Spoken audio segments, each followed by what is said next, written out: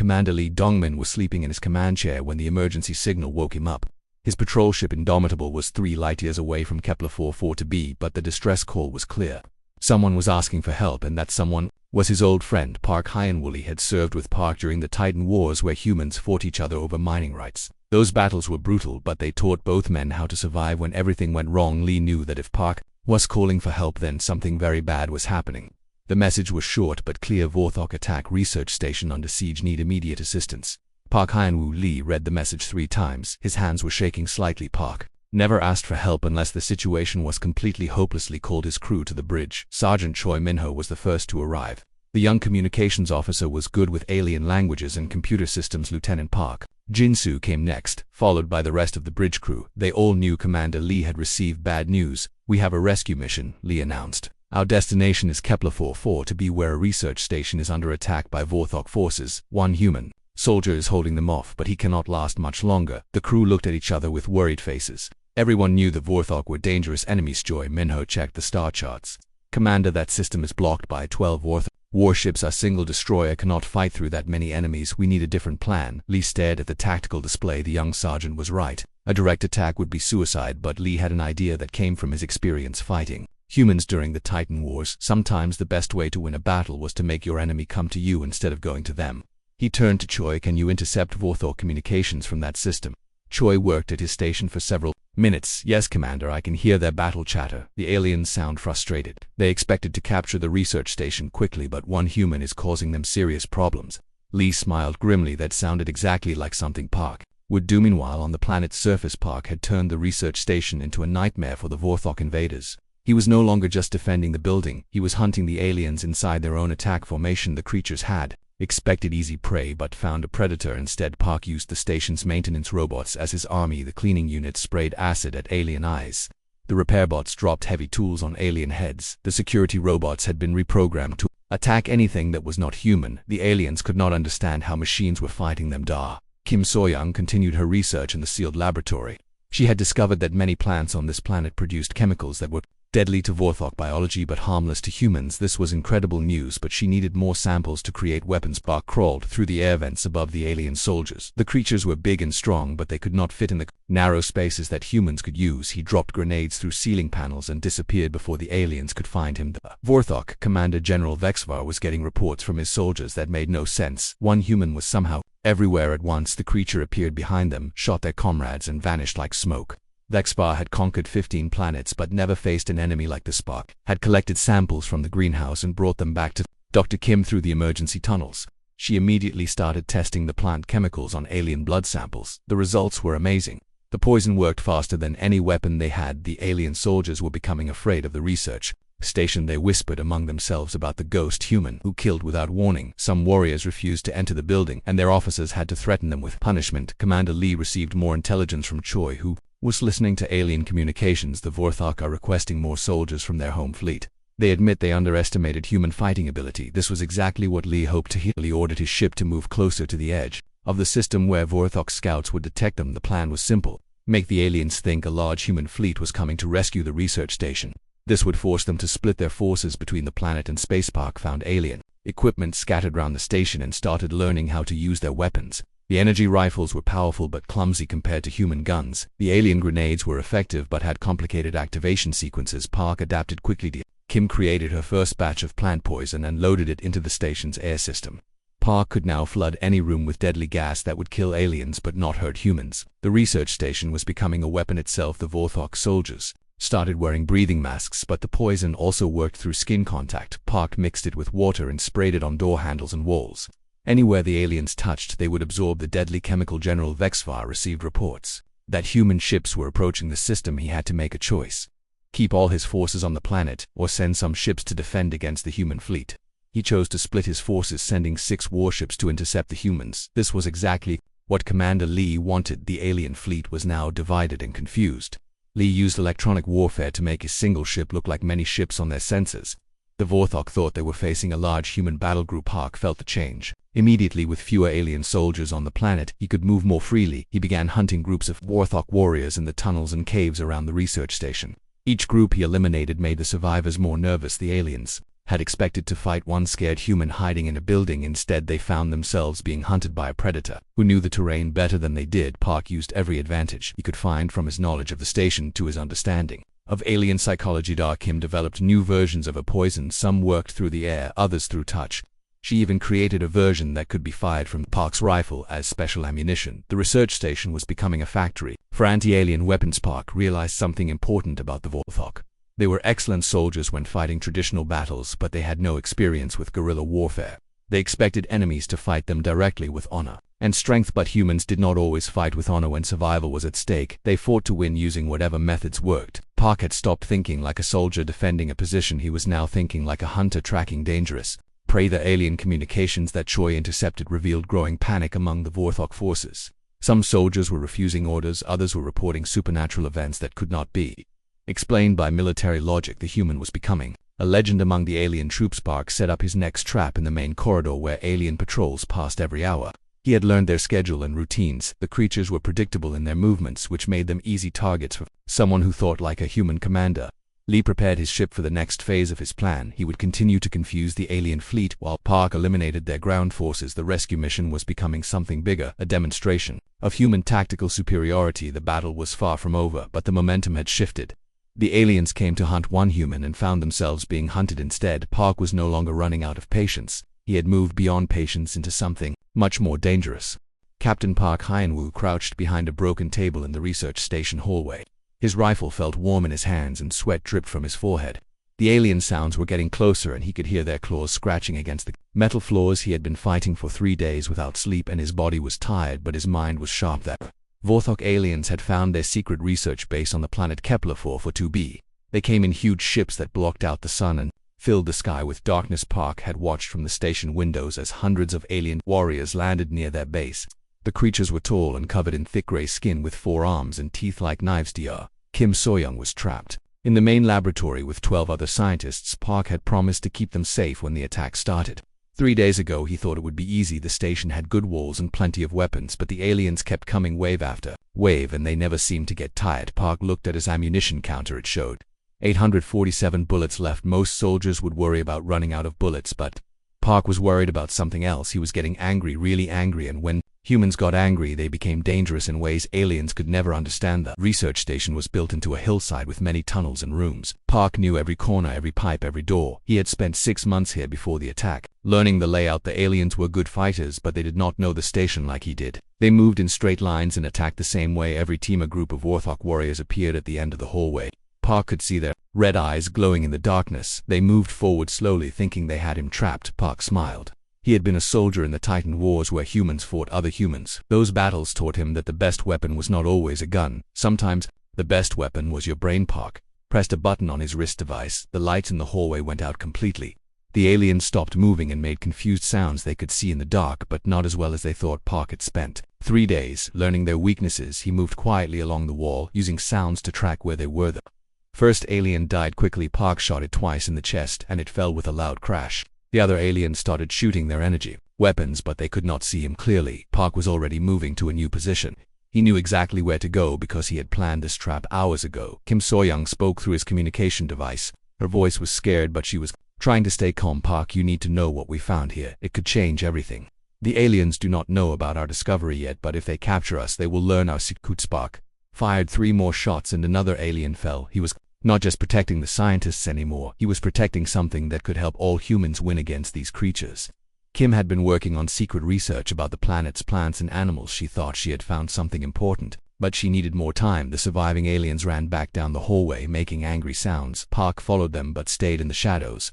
He had learned that Vorthok warriors were brave when fighting in groups but scared when alone. He started picking them off one by one using hit-and-run tactics. The research station had many levels connected by stairs and elevators. Park used this to his advantage. He would appear on one level, shoot a few aliens, then disappear to another level before they could react. The aliens got confused and started shooting at shadows. This made them waste their energy and get more frustrated. Park found the alien commander in the main entrance hall. The creature was bigger than the others, with scars on its face and arms. It was shouting orders at its soldiers in their harsh language. Park could not understand the words, but he knew the alien was angry. The commander had expected to capture the station in 1 day, not fight for 3 days against one human. The alien commander saw Park and raised its weapon. Park was faster. He shot the creature in the shoulder and it dropped its gun. The other aliens saw their leader wounded and some of them started to back away. Park realized something important. These aliens were not used to long fights. They expected quick victories. Park had grown up on a farm where his family raised animals. He learned that predators usually gave up if prey fought back too hard. The Vorthok were predators, but they had never met prey like humans. Humans did not give up when things got hard. They got stronger. More aliens entered the station, but Park was ready for them. He had spent the last few hours setting traps using the station's maintenance systems. The robots that usually cleaned floors and fixed pipes were now his weapons. He had reprogrammed them to attack anything that was not human. Cleaning robot rolled up behind a group of aliens and sprayed them with chemical cleaner. The creatures screamed and clawed at their eyes. Park shot them while they were blind. Another robot opened a maintenance hatch and knocked an alien into an electrical panel. The creature was shocked and fell down, smoking. Dr. Kim called him again. Park, we found something amazing about the plants here. They make a poison that only hurts the Vorthok. It does not hurt humans at all. We could use this, but I need samples from outside the station. Park looked out a window at the alien army surrounding them. Getting outside seemed impossible. But he had an idea. The station had emergency tunnels that led to different parts of the research complex. If he could reach the greenhouse, he could get the plant samples Kim needed. The greenhouse was on the other side of the complex, past hundreds of alien soldiers. Park would have to cross open ground where the aliens could see him clearly. Most people would think this was suicide, but Park was not most people. He was a human who had run out of patience. Park checked his weapons and equipment. He had his rifle with 843 bullets left. He had grenades and a knife. He had his brain and his anger and his absolute refusal to let the aliens win. He thought about the scientists depending on him. He thought about all the humans who would die if the aliens learned about Kim's discovery. The aliens outside were setting up big weapons to blast through the station walls. They thought time was on their side. They thought the human would eventually make a mistake or run out of supplies, but they did not understand humans very well. Humans were at their most dangerous when they had nothing left to lose. Park opened the emergency tunnel hatch and started crawling toward the greenhouse. The tunnel was dark and narrow, but he moved quickly. He could hear alien voices above him getting louder as more soldiers arrived. They were planning their final attack on the station when Park reached the end of the tunnel. He was directly under the greenhouse. The building was full of plants that Kim had been studying for months. Park pushed open a floor panel and climbed up into the room. The air smelled like flowers and earth. It reminded him of home. Alien soldiers were walking around the greenhouse, looking at the strange plants. They had never seen anything like Earth's flowers and trees. Park watched them touch the leaves with curiosity. These creatures had destroyed many worlds, but they had never seen beauty like this. Park took a deep breath and stepped out of hiding. He was done being hunted. It was time to become the hunter. The aliens turned toward him, but Park was already moving. His rifle spoke 3 times and 3 aliens fell. The others scrambled for cover, but there was nowhere to hide. The real fight was just beginning. Lieutenant Colonel Yoonji Hai led her marine assault team through the asteroid field near Kepler-4 for to be her transport ship. Thunderstrike carried 200 elite soldiers who specialized in rescue operations. She had received orders to extract the research station survivors, but everyone knew this mission was probably impossible. The Vorthok fleet was still divided between space and ground forces. Thanks to Commander Lee's deception tactics, 6 alien warships patrolled the outer system, while 6 others remained in orbit around the planet. Yoon planned to use this confusion to slip past their defenses back on the planet's surface. Park Hyun-woo no longer needed much ammunition. His rifle counter showed 723 rounds remaining, but he had stopped relying on bullets alone. The research station had become his weapon, and he was its brain, directing every system against the alien invaders. Dr. Kim So-young had perfected her plant-based poison and created several different versions. Some worked through breathing, others through skin contact. The most deadly version could kill a Vorthok warrior in 30 seconds. Park had loaded this into spray bottles that he carried like grenades. The aliens were starting to break down mentally. General Vexvar received reports from his soldiers that made no sense. Warriors spoke of a ghost human who appeared from walls and vanished into air. Some claimed the building itself was alive and fighting them. Park had indeed made the station alive in a way that computer systems responded to his voice commands. Doors opened and closed to trap aliens in killing zones. Lights turned on and off to confuse their vision. The air conditioning system delivered poison gas to specific rooms. Song Hae-rin, the station's chief engineer, had been working with Kim to turn everyday objects into weapons. They modified the coffee machines to spray boiling poison instead of hot drinks. The food dispensers now shot acidic plant extracts that burned alien skin. Park moved through the station like he owned it, because he did own it. Now every pipe, every wire, every computer chip obeyed his commands. The aliens were visitors in his house, and unwelcome visitors got hurt. 3 Vorthok squads entered the main laboratory area where they thought the human scientists were hiding. Park waited until they were deep inside the room, then sealed all the exits. The aliens found themselves trapped with no way out. Kim released her newest poison through the air vents. The gas was invisible and odorless. The aliens did not know they were breathing death until they started coughing up blood. Park watched through security cameras as the creatures collapsed. One by one, General Vexfar was furious. He had brought 800 warriors to capture one research station. Now less than 400 remained alive. The rest had been killed by a single human who refused to fight like a proper soldier. The alien commander decided to use his ultimate weapon. He ordered his ships to bombard the research station from orbit. This would destroy the building and kill everyone inside, but at least it would end the nightmare. Park detected the orbital weapons charging up through the station's sensors. He had maybe 10 minutes before the aliens turned his home into melted metal. This should have been the end of his story, but Park was not ready to die. He activated the station's emergency beacon and sent a message to any human forces in the area. This is Captain Park. Hyenwu research station about to be destroyed from orbit. Have eliminated over 400 Vorthok soldiers. Will continue fighting until the end. Lieutenant Colonel Yoon received the message just as her ships broke through the asteroid field. She could see the Vorthok warships preparing to fire on the planet's surface. Her heart sank because she knew her small fleet could not stop 6 alien battleships. But Commander Lee had one more trick to play. He broadcast a fake message on Vorthok military frequencies claiming that a massive human fleet had arrived in the system. The message included fake sensor data showing 30 human warships. The aliens panicked and redirected their orbital bombardment weapons toward empty space where they thought the human fleet was hiding. This gave Yoon the opening she needed.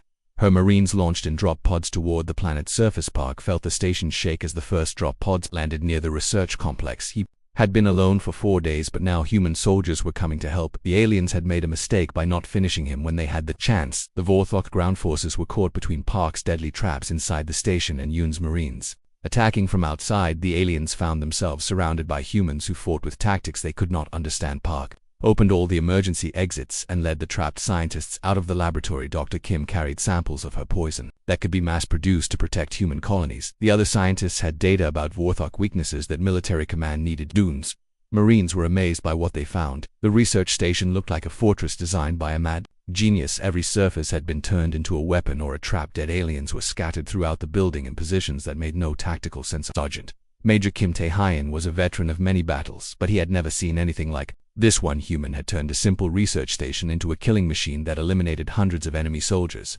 It was like something from a legend. The surviving Vorthok warriors tried to retreat to their landing ships, but Park had anticipated this. He had planted Kim So-young's poison around their escape routes. The aliens who tried to flee died before they could reach safety. General Dexvar realized he had lost the battle. His army was destroyed. His ships were confused by fake sensor readings, and the human he came to capture had become a nightmare that killed his soldiers. The alien commander had never experienced defeat like this. Park stood in the main entrance of the research station, watching the last alien transport ships flee into the sky. His rifle still had 698 rounds left, but he had not fired a shot in the last 2 hours. The building itself had done most of the killing. Dark Kim approached him with tears in her eyes. You saved us all, Park. Nobody thought one person could hold off an entire alien army. Park looked at the destruction around him and shrugged. I did not hold them off. I hunted them. Lieutenant Colonel Yoon tried to understand what had happened here. The official reports would never capture the full story. One human soldier had fundamentally changed how the galaxy viewed humanity as a military threat. The Vorthok had come expecting to crush weak humans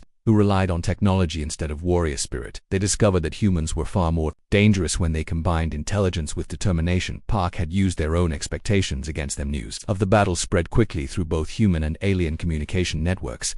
The story grew with each telling until Park became a legend, the man who turned a research station into a weapon, the human who made an entire alien army afraid. But Park knew the truth. He had not won because he was stronger or faster or better armed than the aliens. He had won because he stopped trying to fight their kind of battle and started fighting his own kind of battle. The Vorthok understood honor and courage and direct combat. They did not understand human creativity and adaptability and the absolute refusal to surrender when protecting something important. Park had taught them a lesson they would never forget. Their rescue was complete, but the real victory was something bigger. Park had shown the galaxy that humans were not just another species to be conquered. They were something new and dangerous and unpredictable. Major Kong Soo-jin arrived with a military investigation team 3 days after the rescue. Her job was to document exactly what happened at the research station for Human Defense Command. The official reports needed to explain how one soldier eliminated over 500 alien warriors. Kong had studied military history for 15 years, but she had never seen a battlefield like this. The research station looked like a museum of human ingenuity. Every room told the story of how creativity could overcome overwhelming odds. Park Hyenwu walked through the building with her, explaining his tactics in a calm voice that did not match the destruction around them. He showed her how he had reprogrammed maintenance robots, how he had turned air vents into highways. How he had made the building itself fight. The most impressive discovery was in the main computer room, where Park had created a command center that would make professional military engineers jealous. He had connected the system in the station to respond to his voice commands and hand gestures. Kim Soyoung demonstrated her plant-based weapons for the investigation team. The poison was more effective than anything in the human military arsenal. It killed Vorthok biology while being completely harmless to humans, dogs, cats, and most earth animals. Major Kong interviewed the rescued scientists, who described 4 days of terror punctuated by moments when they heard alien screams from the corridors outside. They knew Park was fighting, but they had no idea he was winning so completely. The security camera footage revealed the transformation of Captain Park from a defensive soldier into something that could only be described as a human weapon. He moved through the station like a predator in his natural habitat. Lieutenant Colonel Yoon Ji-hai provided tactical analysis of the alien remains. Her Marines had found Vorthok bodies in impossible positions, stuck in air vents, crushed by machinery, dissolved by chemical weapons. The creativity of the kills was disturbing and impressed. The commander Lee Dongmin explained his role in dividing the alien fleet. His deception tactics had worked perfectly, but he admitted that Park's ground battle was the real victory. The aliens retreated because they were terrified, not because they were tactically defeated. The investigation revealed that Park had achieved something unprecedented in military history. He had conducted a successful defense using only the resources available in a civilian research facility. No military base, no support troops, no supply lines. Dia Songharen showed the investigators how she and Kim had weaponized ordinary equipment.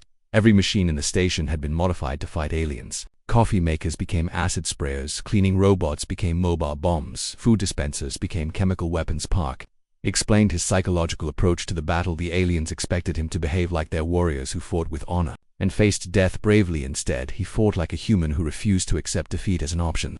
The Vorthok had military traditions that emphasized brave combat and glorious death in battle. They could not understand an enemy who used tricks and traps and environmental advantages. Park had fought outside their comprehension of warfare. Major Kong documented the timeline of Park's mental transformation. Day 1 was pure survival, hiding and conserving ammunition. Day 2 was adaptation, learning alien patterns and setting basic traps.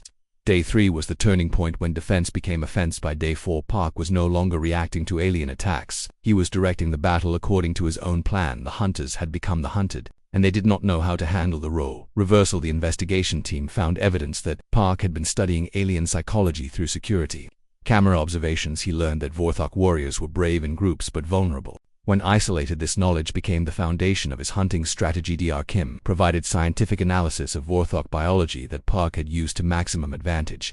The aliens were stronger and faster than humans, but they had weaknesses in their respiratory and nervous systems that could be exploited with the right chemicals. Park had created detailed maps of alien patrol routes and identified the timing of their activities. He used this intelligence to set up ambushes and traps in locations where the aliens felt safest. The most disturbing discovery was Park's personal log recordings, where he described his emotional state during the battle. His voice remained calm throughout, but his words revealed a mind that had moved beyond normal human anger into something much more focused. Major Kang tried to understand how one person's patience could end so completely that it transformed him into a force of nature. Park explained that patience was just another word for accepting limitations. When he stopped accepting limitations, he became unlimited. The alien weapons scattered throughout the station showed evidence of Park's rapid learning curve. He had figured out how to use Vorthok energy rifles, grenades, and communication devices within hours of capturing them. Park had also demonstrated an intuitive understanding of alien group psychology. He knew that killing their leaders would create confusion and that isolating individuals would create fear. These insights came from his experience as a human, not from military training. The investigation revealed that Park's ammunition conservation was more psychological than practical. He wanted the aliens to know he was not running out of bullets. He was choosing not to use bullets because he had found better ways to kill them. Dar Kim described watching Park through laboratory security monitors as he evolved from a trapped soldier into an apex predator. She said his eyes changed from defensive alertness to hunting focus. Somewhere during the second day, Lieutenant Colonel Yoon reported that her Marines found evidence of Park's presence throughout a 5-kilometer area around the research station. He had been hunting aliens far beyond the building's perimeter. Without anyone knowing, the Vorthok communication intercepts revealed the aliens' increasing panic as their casualty reports mounted. They started referring to Park as the Ghost Killer, and some warriors refused direct orders to enter the research station. Major Kong's final report concluded that Captain Park Hyun-woo had redefined the parameters of human military capability. His actions would require updates to training manuals and tactical doctrine throughout Human Defense Command. The Battle of Research Station Kepler 442b proved that humans were most dangerous when their patience ended and their creativity began. Park had shown the galaxy that human fury was not an explosion of emotion but a calculated transformation into something their enemies could not defeat. Colonel Bayung-su led the main relief force that arrived after the battle was over. His ships found a Vorthok fleet in full retreat, broadcasting warnings about human capabilities to their home worlds. The aliens were spreading the story of one human who had become unstoppable when pushed too far. The psychological impact was spreading beyond the battle zone into Vorthok military planning for future conflicts with humanity. Park's transformation was complete. He had moved from patience through anger into a state of focused lethality that redefined what it meant to be human in combat. The galaxy would never underestimate humanity again. General Han Seoku flew halfway across the galaxy to personally interview Captain Park Hyun-woo, the highest-ranking officer in human defense. Command needed to understand how one soldier had fundamentally changed the balance of power between humans and aliens. Park sat in the general's office looking tired but calm. His uniform was clean and pressed, but his eyes held something different, something that had not been there before the battle. General Han had seen that look in other veterans, but never this intense. The general asked direct questions about tactics and strategy, but Park's answers revealed something deeper than military technique. He described his mental state during the battle as a progression from defensive thinking to predatory instinct. Dr. Kim So-young presented her research findings to a joint session of the Human Science Council and military command. Her plant-based weapons were already being synthesized for distribution to human forces throughout known space. Compound that killed aliens but spared humans was being called the Kepler solution. In Park's honor, military chemists were working to create more potent versions that could be deployed on a planetary scale. General Han reviewed classified intelligence reports from across human space. The psychological impact of Park's victory was spreading faster than any weapon. Alien species that had never heard of humans were suddenly asking questions about human military capabilities. The Vorthok had officially classified humans as an adaptive threat species. This classification was reserved for enemies who could evolve their tactics in real time during combat. Only 3 other species in galactic history had earned this designation. Captain Ne Hyun-sik from military intelligence reported that Vorthok fleets were avoiding human colonies entirely. The aliens were spreading detailed warnings about human unpredictability and creative warfare to other species. Park's battle had become required study material at military academies throughout human space. Every officer candidate watched the security footage and studied his tactical innovations.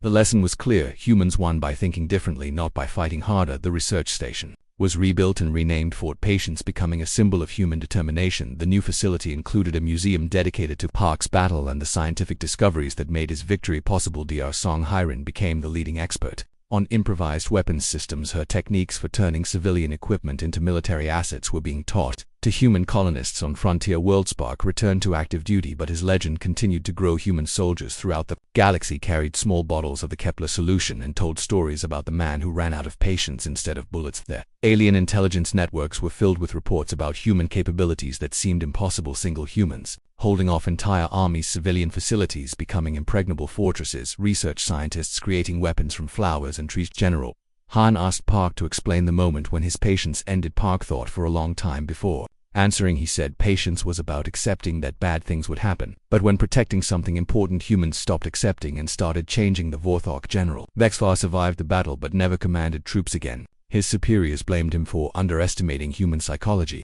The aliens had learned that humans were not just technologically advanced, they were mentally unpredictable. Park's final battle report became the most studied document in human defense command archives. The single-sentence conclusion was quoted in military schools across human space. "They thought they were hunting me, but I was just getting started." Dr. Kim So-young's research opened entire new fields of xenobiology and biochemical warfare. Human scientists began studying alien weaknesses with the same intensity that aliens had once studied human weaknesses. The political impact was equally significant. Human ambassadors found themselves negotiating from positions of strength. For the first time in galactic history, other species wanted to avoid conflicts with humans rather than seeking easy conquest. Spark was promoted to colonel, but he preferred field assignments to staff positions. He said desk work made him feel trapped, and commanders who felt trapped were dangerous to everyone around them. The legend of Fort Patience spread beyond human space, becoming a cautionary tale among alien military forces.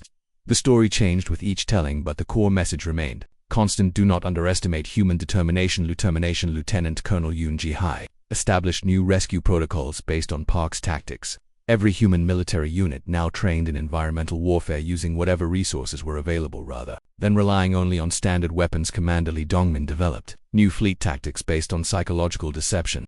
His methods for confusing alien commanders became standard procedure for human naval forces facing superior numbers. The research station became a pilgrimage site for human soldiers who wanted to understand what it meant to fight with complete commitment. Park had shown them that humans could become unstoppable when they stopped accepting defeat. Kong Soo-jin wrote the definitive military history of the battle. Her book became required reading for understanding human tactical evolution. The title was simple: When patience ends, victory begins. The galactic balance of power shifted as alien species reconsidered their expansion plans into human territory. The humans were no longer seen as a minor threat to be absorbed or eliminated. They were recognized as a major power. Park's story inspired human colonists on dangerous frontier worlds. They built their settlements with his tactics in mind, turning civilian facilities into potential fortresses. Every coffee shop and research lab could become a weapons factory. The Vorthok never attacked another human facility. Their military doctrine was rewritten to avoid conflicts with adaptive threat species. Park had taught them that some enemies became more dangerous. When Corner General Han asked Park what message he wanted to send to young human soldiers, Park thought carefully, then said, "Tell them that humans are most dangerous when we stop being patient and start being creative." The interview ended with Park returning to his duties, but his impact continued to grow. Every human in the galaxy now knew that they carried within themselves the potential to become something their enemies could not defeat. Years later, when alien historians studied the turning point in human galactic expansion, they always returned to the same event. One human soldier who refused to give up had shown the galaxy that humanity would never be conquered. Park's legacy was not just military victory, but psychological transformation. He had proven that humans were not just another species competing for resources. They were something new and unpredictable, and ultimately unstoppable. Research station security footage became the most watched video in human history. Billions of people saw one of their own transform from hunted prey into apex predator. The message was clear. This is what humans become when pushed too far. Forward patience stood as proof that human creativity combined with human determination could overcome any challenge. The building itself had become a weapon in Park's hands, showing that humans could adapt any environment to their advantage. The legend concluded with a simple truth that every human child learned in school: Captain Park Hyun-woo did not run out of bullets. He ran out of patience, and when human patience ends, the real fight begins.